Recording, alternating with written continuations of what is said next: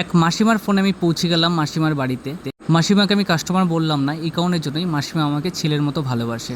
মাসিমার রিমোটের ব্যাটারি শেষ হয়ে গেছে, কিন্তু মাসিমা সেটা বুঝতে পারছে না যে কি প্রবলেম হয়েছে। আমাকে ডেকেই বলছে, অনুপ দেখো আমার এসিতে কোনো কিছু হচ্ছে না। আমি রিমোটের ব্যাটারিটা ঠিক করে দিয়ে মাসিমার এসি আমি অন করে দিলাম। তারপরে শুরু হলো মাসিমার আরেকটি আবদার, সেটা হলো তার ঘরের যে পর্দাগুলো আছে সেগুলো আমাকে সেটিং করে দিতে হবে। মাসিমাকে বললাম ঠিক আছে আমি করে দিচ্ছি, কারণ মাসিমা অনেক চেষ্টা করেছে একা একা করার, কিন্তু পারেনি। যাই হোক, আমি ঘরের পর্দাগুলো সব সেটিং করে দিচ্ছি। তারপরই মাসিমা আরেকটি আবদার, সেটা হলো টিউবলাইট আর ফ্যানটি খারাপ হয়ে গেছে, সেটা ঠিক করে দিতে হবে। মাসিমাকে বললাম আমি মাসিমা ইলেকট্রিশিয়ানের কাজ পারি না, করতে পারবো না, আর মাসিমার এগুলো যন্ত্রপাতি তোমরা দেখো।